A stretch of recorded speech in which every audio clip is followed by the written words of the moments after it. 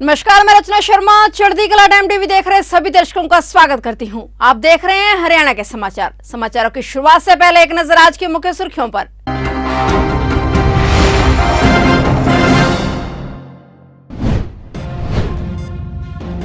PM Modi के मन की बात में फिर छाया हरियाणा। पंचकुला में सीएम मनोहर लाल ने सुनी मन की बात। देश की सबसे बड़ी रेड, 5000 पुलिसकर्मी, 14 गांवों में 300 लोकेशन पर 102 टीमों का छापा। करनाल में 45 गायों की हत्या का मामला, एक मास्टरमाइंड रिमांड पर, 2 अभी भी फरार। धंधे को रफ्तार देने के लिए गायों को सल्फास देकर उतारा था मौत के घाट।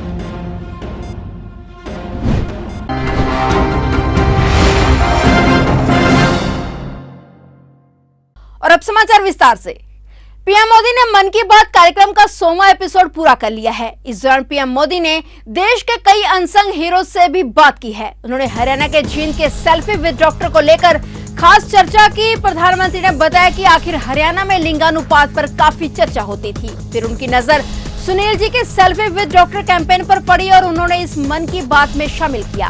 पीएम मोदी ने कहा कि सुनील जगलान जी का प्रभाव उनके मन पर इसलिए पड़ा क्योंकि हरियाणा में लिंगानुपात पर चर्चा सबसे ज्यादा होती थी और उन्होंने भी बेटी बचाओ बेटी पढ़ाओ अभियान की शुरुआत हरियाणा से की थी। वहीं हरियाणा में प्रधानमंत्री नरेंद्र मोदी के मन की बात के 100वें कार्यक्रम के लिए मेगा तैयारी की गई। हरियाणा भाजपा की ओर से 9630 स्थानों पर कार्यक्रम आयोजित किए गए। मुख्यमंत्री मनोहर लाल भी पंचकुला में प्रधानमंत्री के मन की बात कार्यक्रम का 100वां एपिसोड सुना और हरियाणा की हर विधानसभा में 100 स्थानों पर 100 लोगों ने एक साथ मन की बात को सुना।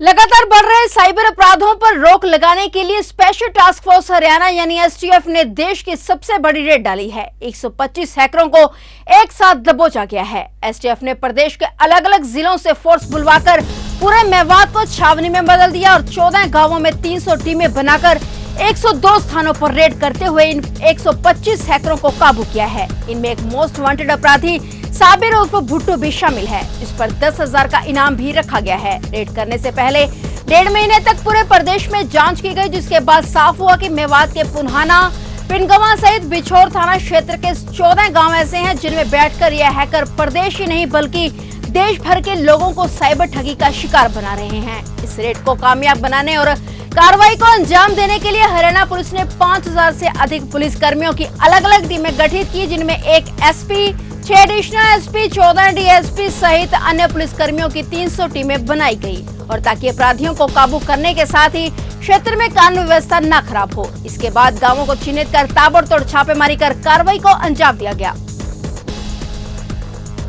करनाल जिले की फूसगढ़ गौशाला में 45 गायों को जहर देकर मौत की नींद सुलाने वाला 10,000 रुपए का इनामी मोस्ट वांटेड विजय अब पुलिस रिमांड पर है। आज रिमांड का दूसरा दिन है। रिमांड के दौरान पुलिस उससे पूछताछ करने में जुटी हुई है। वहीं इस मामले में 2 और मास्टरमाइंड अमर निवासी शाहबाद व अमित निवासी करनाल अभी भी फरार चल रहे हैं। इन दोनों पर 10-10 हजार रुपए का इनाम है।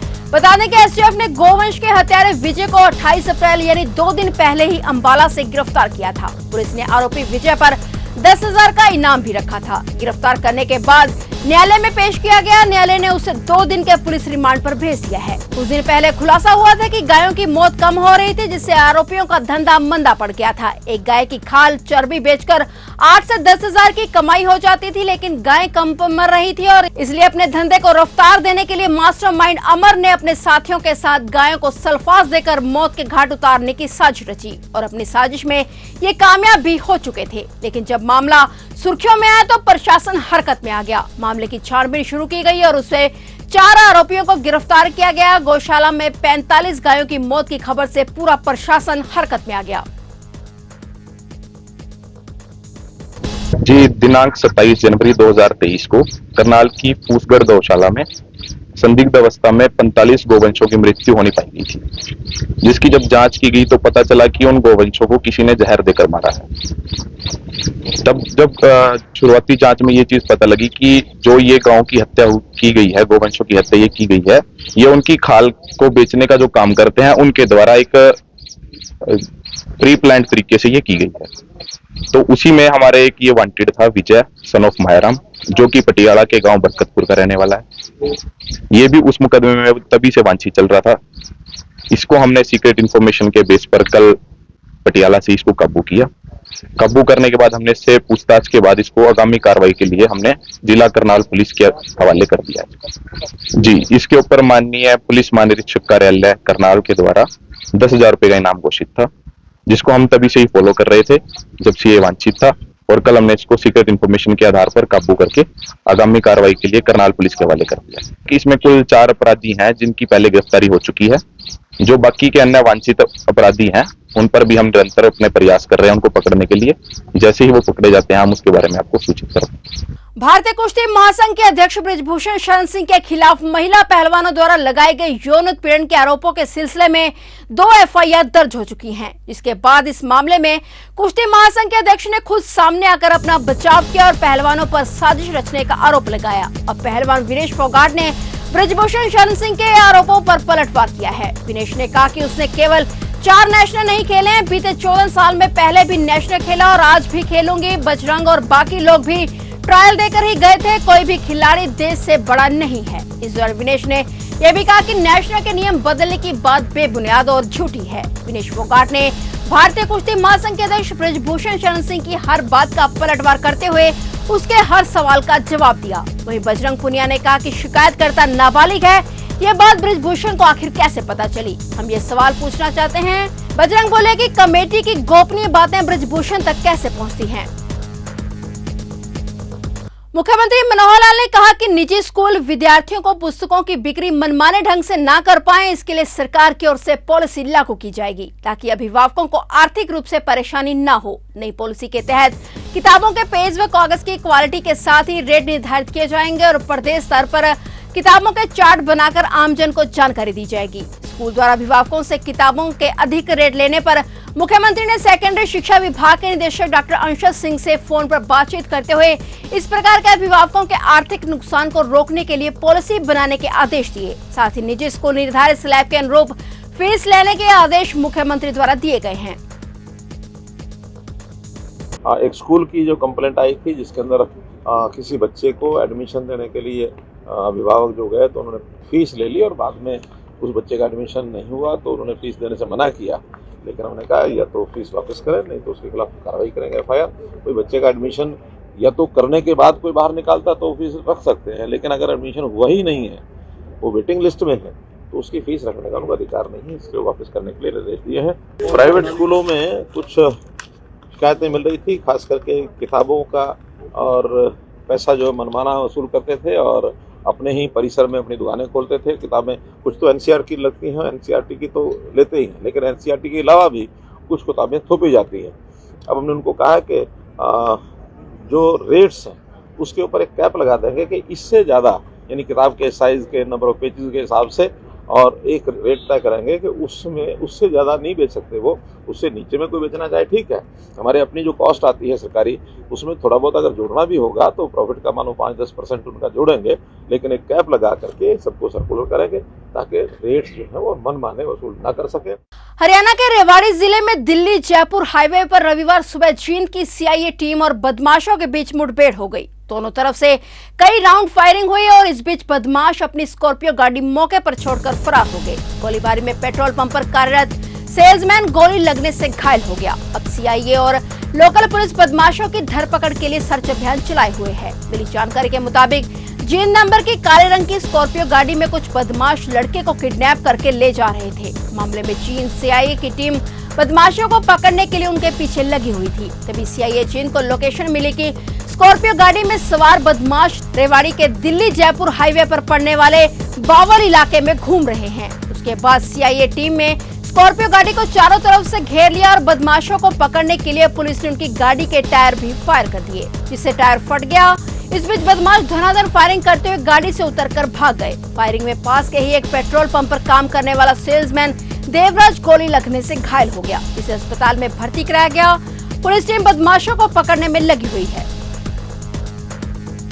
सिरसा में गुरु ग्रंथ साहिब की बेअदबी का मामला सामने आया है। घटना शहर की जेजे कॉलोनी में सुबह करीब 4:30 बजे हुई। आरोपी मलनीत पुलिस के पकड़ में है और वह जे कॉलोनी का ही रहने वाला है। गुरु ग्रंथ साहिब सत्कार सभा के प्रदेशाध्यक्ष सुखविंदर सिंह खालसा ने बताया कि उन्हें 8 बजे फोन आया कि जे कॉलोनी में पीड़ा साहिब और गुटका साहिब को गली में फेंक दिया गया। उन्होंने बताया कि सुबह करीब 4:20 पर आरोपी गुरुद्वारा साहिब में आया और ग्रंथी सिंह की पत्नी से कहने लगा कि उसे चाबी दे, उसे गुरुद्वारा साहिब में सेवा करनी है। इसके बाद वह चाबी लेकर वहां पर कमरे में चला गया और उस समय अभी गुरु ग्रंथ साहिब का प्रकाश नहीं किया गया था, क्योंकि उनका दूसरे कमरे में सुखासन किया हुआ था। उनसे पहले गुटका साहिब और पीड़ा साहिब को गली में बिखेर दिया गया। इसकी सूचना मिलते ही सिख समाज के लोग सुबह इकट्ठे हो गए और इसके बाद मामले की सूचना पुलिस को दी गई। पुलिस ने आरोपी को पकड़ लिया और उसके खिलाफ धार्मिक भावनाएं भड़काने का मामला दर्ज किया गया है।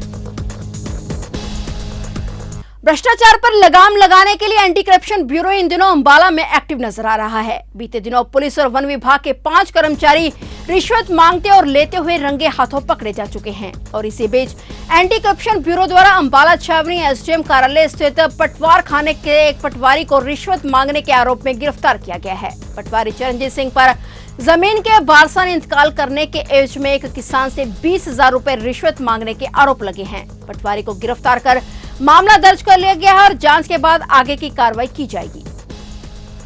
इसमें ना गांव शाहपुर का हरजीत सिंह है हमारा शिकायतकर्ता। उसके पास उसके ज़मीन की, उसके पिताजी के एक्सपायर हो गए थे, तो उसकी ज़मीन की 26 कनाल की वारसान के इंतकाल करना था।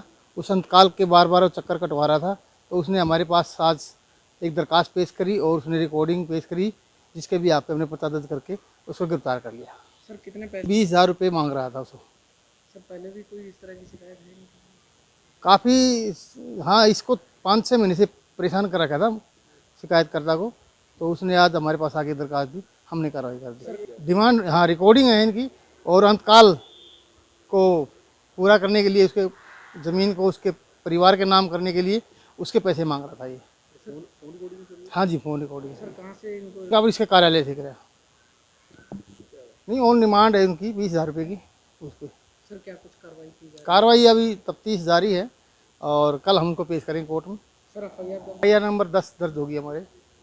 प्रदेश में कोरोना के नए केसों के चलते हरियाणा सरकार ने भी वैक्सीनेशन की तैयारी शुरू कर दी है। हालांकि अभी वैक्सीन का स्टॉक खत्म हुआ है और लेकिन जल्द ही सरकार वैक्सीन की खरीद करेगी। अच्छी खबर यह भी है कि महामारी के नए केसों में 10 दिनों में 40% से अधिक की गिरावट दर्ज की गई है। पॉजिटिविटी दर 13 से गिरकर 7.12% पर पहुंच गई है। 24 घंटे में 7,800 सैंपलों की जांच में 519 लोगों में संक्रमण की पुष्टि हुई है। कोरोना के नए केस मिलने के मामले में गुरुग्राम सबसे टॉप पर बना हुआ है। 24 घंटे में यहां 184 नए संक्रमित मिले हैं। दूसरे नंबर पर पंचकुला जिला बना हुआ है।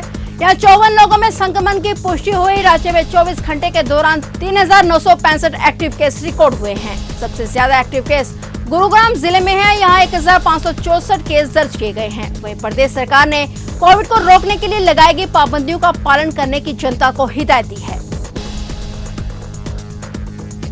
भवानीखेड़ा अनाज मंडी में खुले में पड़े अनाज का उठान कार्य नहीं हो पा रहा। आढ़तियों ने ट्रांसपोर्ट ठेकेदार पर मनमानी करने के आरोप लगाए, जिसके कारण से अनाज मंडी में उठान नहीं हो रहा है। और वहीं दूसरी ओर मौसम बदलाव पूर्वानुमान से भी आढ़तियों को अनाज खराबी का डर बना हुआ है। उन्होंने जल्द प्रशासन से आढ़तियों की समस्या समाधान की मांग की है।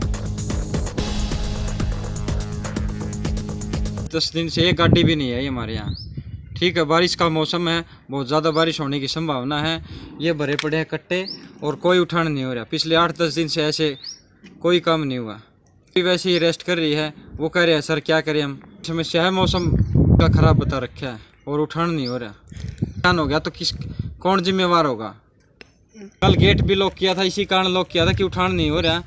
उस आश्वासन भी दिया गया। तहसीलदार साहब के रीडर आए थे, उन्होंने आश्वासन दिया। तब इन्होंने ये कहा था कि आज हम 50,000 कट्टे आपके बिडिंग लोडिंग करवाएं। अब देखो शाम को कितने करवाते हैं। गाड़ी तो 1-2 ही आई है। अभी देखो कितने करवाएंगे, शाम तक रिपोर्ट भेजेंगे कितने करें। बाकी अभी तक कोई लगता नहीं कि उस पर असर हुआ है। मांग तो यही है कि उठान हो जाए, जल्दी से जल्दी जमींदार के खाते में पैसे आ जाएं और ये माल खराब भी नहीं हो। हमारी तो देखो 1 दिन का टाइम दिया था, आज देखेंगे शाम को। आज और कल में वेट करेंगे, फिर और आगे कार्रवाई करेंगे। क्या कार्रवाई की जाएगी? कार्रवाई देखो बंद करेंगे, एडीसी डीसी साहब को बुलाएंगे, उसके बाद देखो क्या कार्रवाई होती है। तो ये थे हरियाणा के समाचार और नए समाचारों के साथ फिर से हाजिर होंगे। तब तक के लिए देखते रहिए चढ़ती कला टाइम टीवी और अब मुझे दीजिए इजाजत। धन्यवाद।